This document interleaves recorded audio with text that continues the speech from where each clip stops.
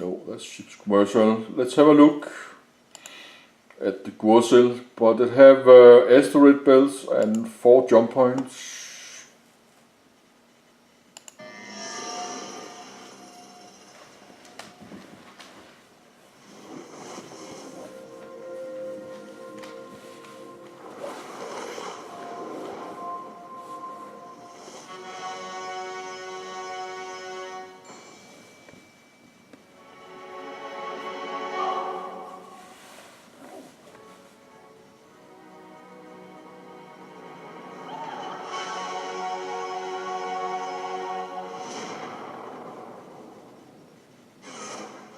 Hi everyone, welcome to another edition of Loremaker's Guide to the Galaxy.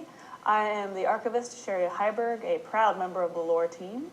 For those who have not seen this show before, Loremaker's Guide to the Galaxy it's a journey that the lore creators take you on, going through each of the systems that we have lovingly and carefully created for this wonderful game, Star Citizen. We talk about the science, we talk about the lore behind it, and sometimes we even let you in on the process that we go through when creating stories for the system. Today, we are going to be visiting a system that some might think is a little small, and let's be honest, it is a little bit small, but it is big in history and it is big in science. This is the Gursil system. Gursil was discovered in, let me check my notes, 2539, which is only 9 years after the discovery of the Palace system. For those of you who caught my last Lore Makers, I talked about the Palace system, and I talked about how the completely slapdash, slipshod exploration efforts on behalf of the Gaia terraforming services just almost started an actual all-out war between Xi'an and humans during the first contact situation, because Gaia Planetary Services neglected to notice that the system was in Xi'an control. They just started terraforming without doing any proper surveying. Hostages were taken. It was just bad news. It was bad news all around. Following that incident, immediately the UPE, as it was in that day, established the Government Cartography Agency in order to consolidate the training of nav jumpers to include things like diplomacy and proper surveying techniques. Now, as we all know, when a government institutes a sweeping change, oftentimes it takes a while for things to catch on before people actually start following the rules. Gursil is an example of someone who decided he didn't want to follow the rules, of course. It's a nav jumper who recently lost a leg in a ship explosion, which I think is pretty cool. His name is Dahunsil Kosako. After he survived this catastrophic blast in which he lost his ship, he recovered from losing his leg. He went down to the ship dealership and got himself something new. He decided that he was going to spend the rest of his life looking for jump points. He navigated to the Hadrian system. Let's see if we can find the jump point for that just by kind of swirling around. You see the Horus system right there. There it is, the Gursil Hadrian jump point. Well, let me just take you through here. Woo! So he started in the Hadrian system, which has this giant star.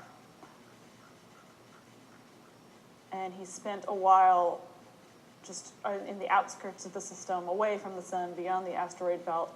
It took him about 3 weeks to do this, which is a remarkably short period of time if you're looking for a jump point, because they're so difficult to find, so small, so quiet on your radar. And instead of waiting for approval for anyone, he decided he would jump through. In this case, he did not kick off a hideous interspecies conflict. He discovered what is now what we know as the first protoplanetary disk that humanity actually, physically was able to visit after years of them being just observed from afar, are considered a very viable theory. What it should have been the scientific discovery of the century, and it was for about 3 years. Kosako named the system after his aunt. He named it Odara. However, 3 years later, a Xi'an explorer who was much like, let me just double check his name, much like Kosuko, came through as a Xi'an scout ship, and they discovered the system for themselves. And unfortunately for us, on the other side of that jump point, let me see if we can find it. We've got Gurzel, Horus, where is it? Here it is, the Rila system. Now, anyone familiar with the lore knows that the Rila system is a military system. The Xi'an typically will develop systems to serve just one purpose and one purpose alone. And Rila is, as I said, dedicated to military training, military maneuvers, ships, war games, anything you can think of. This is just like it's a giant base. It's headquarters for all kinds of different branches of the military. Not exactly the thing that we wanted connected to a system that we had discovered, considering it was the beginning of the Cold War with the Xi'an. Let's navigate back if we can find it. Sorry about making the camera go too crazy. I don't want to give anybody motion sickness. Zoom out, we can find it. There it is, really Gurzel. So, not quite as close to the sun as the one in the Gurzel system itself. So, in accordance with the tradition at the time, it was declared a peri-line system. Gurzel was named Gurzel after, let me just double check, the Berber deity of war, because all the peri-line systems were named after gods of war, Pallas, etc. And sadly, Odara, the name Odara was never restored even after the dissolution of the peri-line. It's still known as Gurzel today. It became one of the areas of the Cold War where a couple of skirmishes happened, dozens died, like sneak attacks occurred, ships would get caught in the dust and gas in the system. It would mess with their nav equipment, and they would crash or run into each other, even in the vastness of space, which is a rare event, but if you can't see where you're going, you're going to run into something a lot of the time. So, as I said, dozens died. Some of the attacks were blamed on Tavaran refugees who were known to be camping in the area. Some of the attacks were blamed on secret Xi'an military assassins, which could have happened, and some of the attacks were blamed on secret cabals within the UPE, which eventually evolved to the UEE over the course of the next 200 years. But it wasn't going to be until the dissolution of the peri-line that the system became open to scientific study, which is as it should have been from the beginning. Now, to move on from this dark subject, I'd like to talk about the formation of protoplanetary disks, which I find to be one of the most interesting things possibly ever, because protoplanetary disks form, well, actually we're going to back up. We're going to back all the way up to how a star is made, because in order to understand how a protoplanetary disk forms, we have to understand how a star is formed. So stars and planets are thought to form out of nebulas. And a nebula, as you might know, is a giant cloud of gas and particles and dust that is always collapsing in on itself, or at least this particular type of nebula. Due to the forces of gravity, the particles and the dust and particulates all come together eventually and start to form a kernel in the center of the nebula, which becomes the basis for the star. And once there is enough mass and heat, the kernel becomes a young star, and the mass and gravity created by the star start to compress the dust and gas around it as it's pulled into an orbit. So if you imagine taking a ball of pizza dough and spinning it until it becomes flat, you get a protoplanetary disk. Although in this case, instead of being made out of delicious dough, the system is made out of dust and gas, which I don't think would be a very good treat. But it's definitely good if you want to make a planet over the course of billions and billions of years. Now, so as these particles orbit the sun, the new young sun, which in this case, Gurzel is a K-type star, orange, so it's a little cooler, a little smaller than our sun, and has the potential to be much older, which is super cool, I feel. The particles will clump together and they'll start to form like little planetesimals as they move in the same direction. And over time, the planetesimals will attract more dust and gas and they'll become planets. And the orbits will start to clear out and you'll get things like rocky planets or gas giants or gas dwarfs or dwarf planets or asteroids that are left over, or even comets that form out of ice and dust and just get flung out into crazy orbits and cause people to believe that divine omens are approaching to influence their world.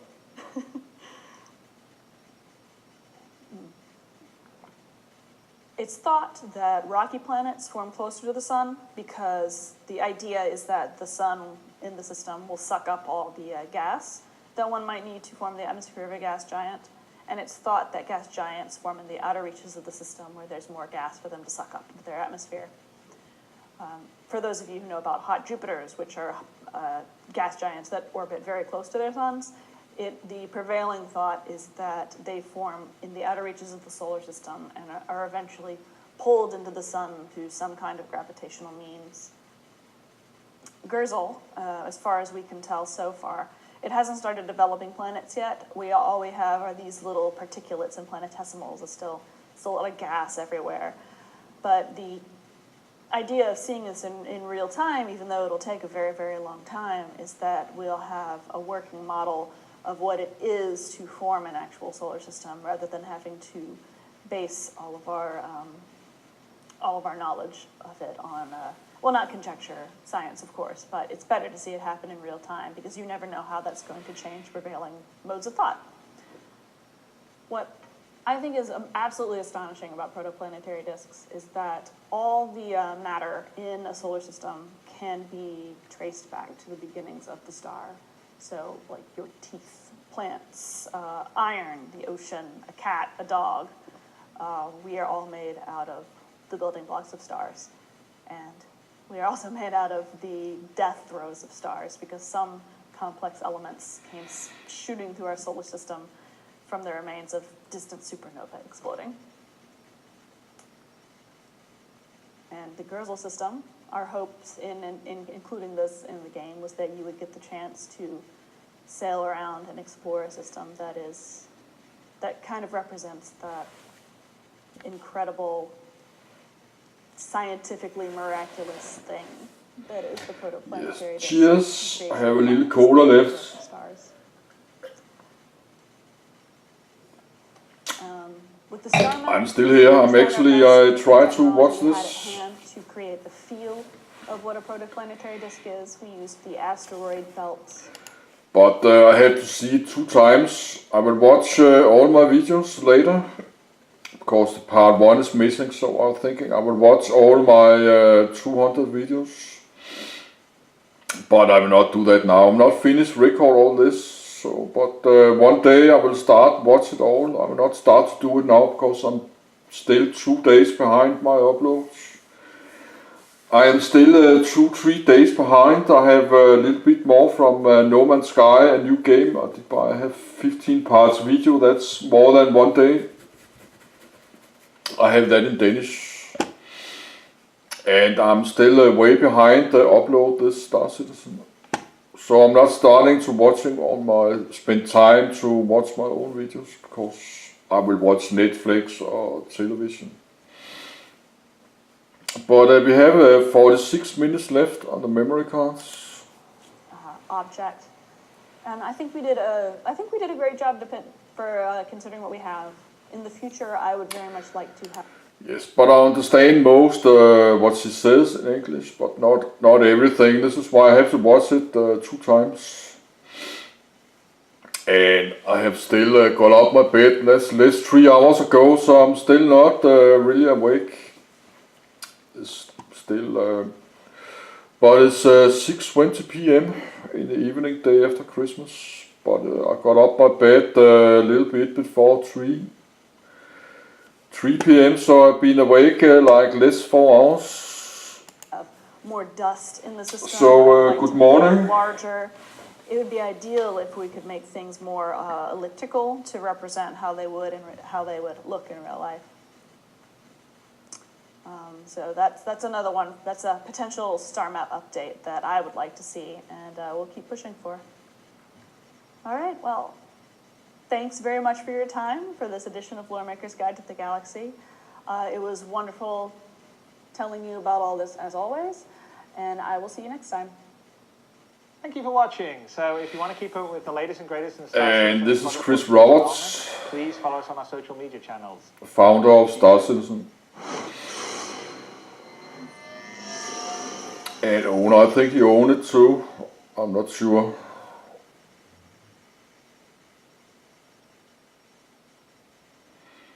But short commercial break. Okay, that's a Stanton.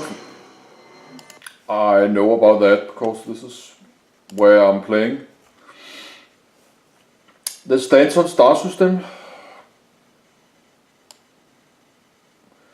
But that's not even, that's not ready. We still need the Arc Core planet will come in 3.5.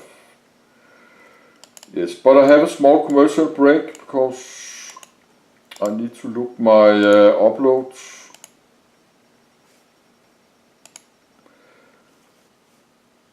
But I think Stanton is the only working star system we have now. Yes, but small break, small commercial break. I need to look uploads to my YouTube channel. They'll tell you that battles aren't And won a or little lost based on weapons. cooler more and the bathroom. They're won choices. For over a century, our ships have distinguished themselves in thousands of civilian and military combat operations. We are proud to announce another weapon in the arsenal of victory. Get ready for the next generation of warfare with Anvil's Valkyrie dropship. This multi-role weapon platform is designed to get personnel in and out of the hottest combat zones. Featuring 4 powerful rotating thrusters with VTOL capabilities, the Valkyrie is capable of landing with surgical precision to deploy assets.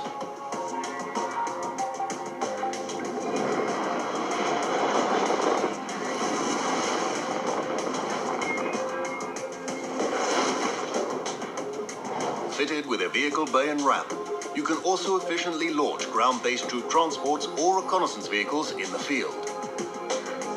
Each high-performance operator seat features rugged construction with added support to minimize G-force for up to 20 personnel, making sure that your fighting force arrives on site ready to jump into the fray. And don't think for a second that the Valkyrie can't hold its own in a fight. 2 remote turrets featuring size 3 hardpoints can provide suppressing fire during deployment. 2 additional manned turrets provide even more devastating fire to blur the line between dropship and gunship. In the days of antiquity, the Valkyrie were believed to choose which warriors may die in battle and which may live. With Anvil's Valkyrie, we put that choice in your hands.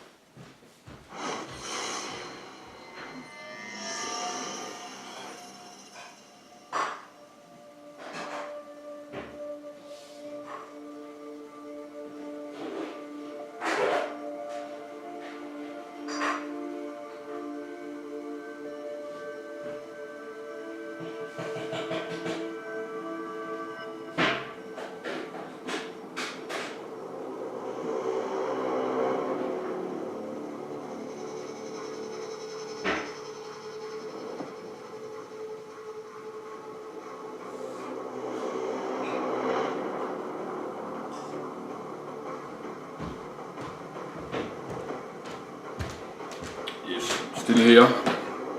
What now? Okay, yeah. Remember that. It should be black for some long time. No. I'm sorry, we have a black screen.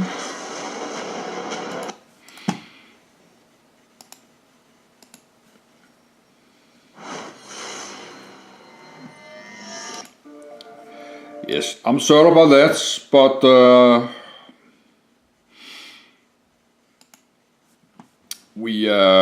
yes, I need to look my upload a little bit, so.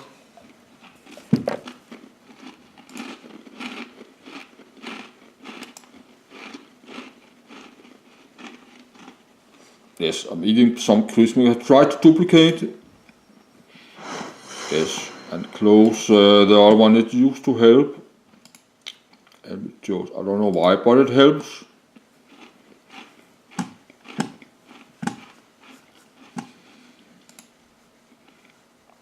No, I did close the wrong one. So I have to search again. I'm very sorry, but I'm not sitting very well now. Paste, no. Yes, I have to sit well, sorry. I'm sitting very bad. And I have to stop this full screen. Okay, this is the right one. This is why, because I'm still tired, I'm not getting, yes, this is the right one. This is Star Citizen ship commercials. And this is the Lord, this is the right one, so I did not did wrong. And we have the Star stance on, but I still need to look my uploads, so we have to look, I'm very sorry.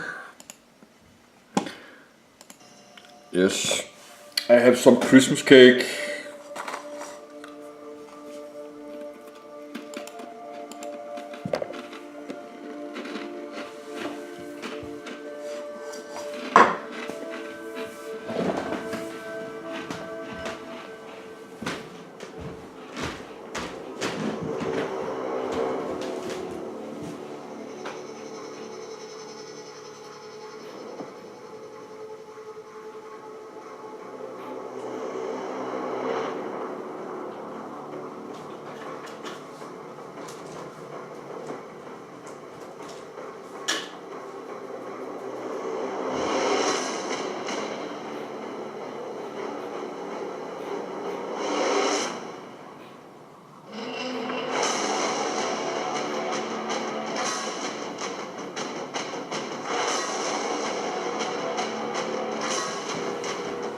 Yes, the upload is running. Let's try to do this again.